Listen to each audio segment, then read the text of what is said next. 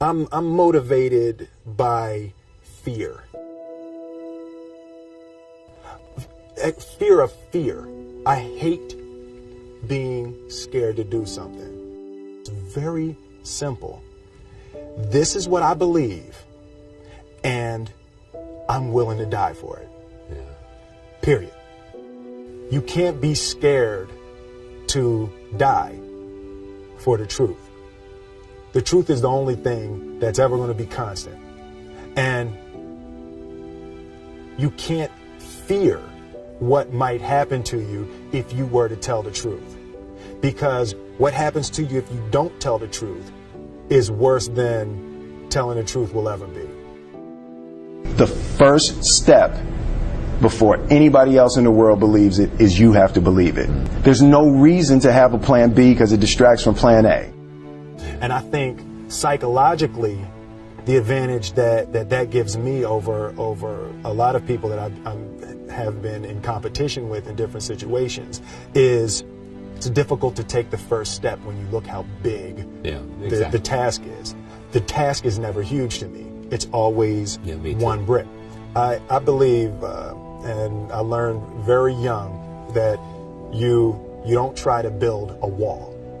You don't set out to build a wall. You don't say, I'm going to build the biggest, baddest, greatest wall that's ever been built. You don't start there. You say, I'm going to lay this brick as perfectly as a brick can be laid. There will not be one brick on the face of the earth that's going to be laid better than this brick that I'm going to lay in this next 10 minutes. And you do that every single day. And soon you have a wall. And soon you have a wall.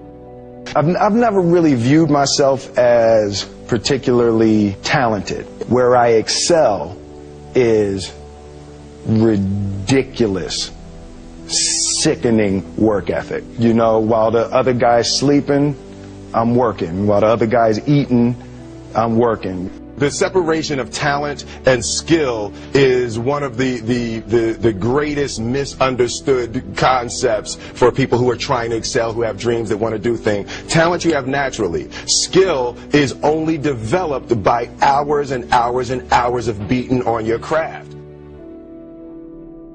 I always knew that I could work hard enough. There wasn't an issue with discipline, or there wasn't an issue with the ability to sacrifice or the willingness to sacrifice. There's no easy way around it. No matter how talented you are, your talent is going to fail you if you're not skilled. You know, if you don't study, if you don't work really hard and dedicate yourself to being better every single day. This one year, my father had his shop, and he decided for whatever reason that he wanted a new wall on the front of his shop. So he tore down probably about 16 feet high and probably about 30 feet long. He just completely tore the wall down, and my brother and I had to dig a 6-foot hole. We for were the mixing foundation. for the foundation. Right. We would mix in the concrete by hand. A year and a half. We were building this wall for a year and a half. Every day after school, we would come and mixing concrete, putting it in the hole, doing it, and it was just myself and my little brother. And I remember standing back, looking at that wall, saying, there's going to be a hole here forever. A year and a half later, we laid the final brick, and my father stood back with my brother and I know he planned this. He says he didn't, but I know he had been planning this and writing this for his for the past 2 years. But we stood back, we looked at the wall, and he looked at me and my brother and said, "Don't y'all never tell me that you can't do something," and walked into the shop.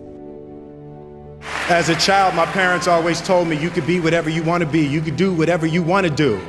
And you know, that office, that position, the highest office on the face of the earth, it was something I heard my parents saying it, but I didn't totally believe it. Yet I went out in the world and I carried myself and I held my head high and I stood there and I looked people in their eyes and I talked to people as if I was deserving of everything that this planet has to offer. I really want to say to children out there and to people who are watching, Confucius said one time, he who says he can and he who says he can't are both usually right.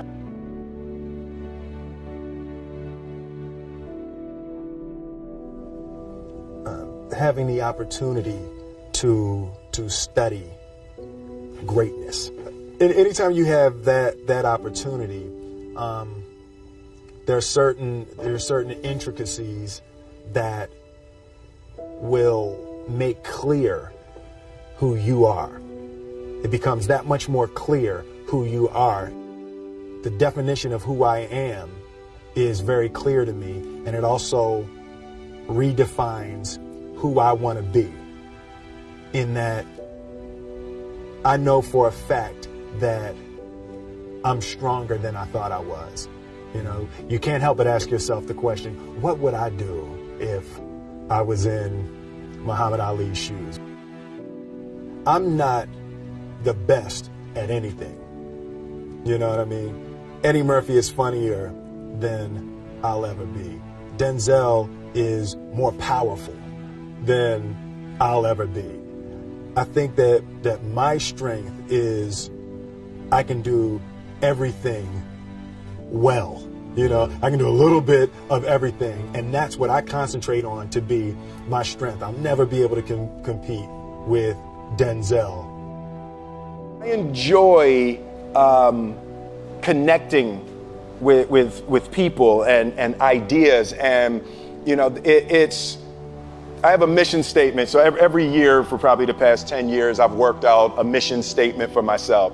And for the last few years, the mission statement has stayed the same, and it's been improve lives, right? So when I go into something, I'm looking for how the quality of this piece could potentially improve lives. But it's all along the way. It's when you make the movie and how you're interacting with people in the process. And, you know, the concept of improving lives runs through the center of everything I do. And then I realized that the way to improve lives is to continually improve yourself, right? So with that, every morning when I get out of the bed, you know, I haven't fixed everything in the world yet, so there's always something to do.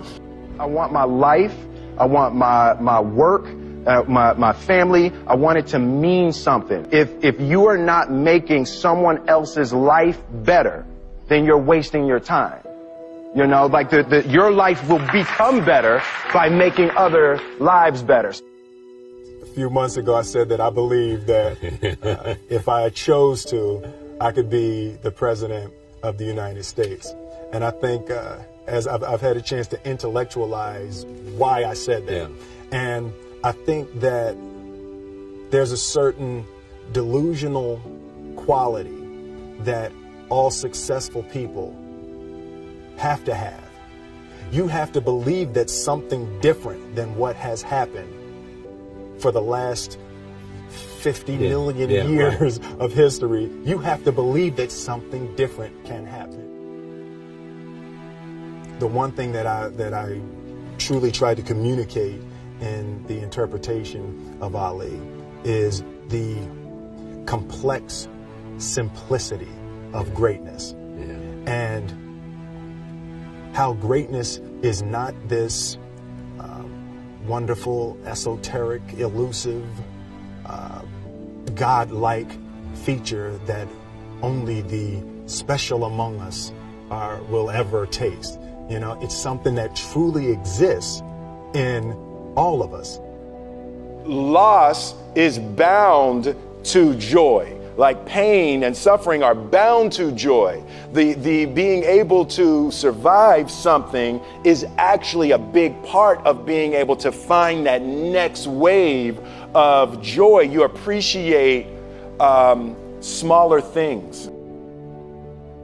I hated being scared, you know, that I didn't want to even take the meeting. I just hated that being scared to do something. And I think what developed in my early days was the attitude that I started attacking things that I was scared of.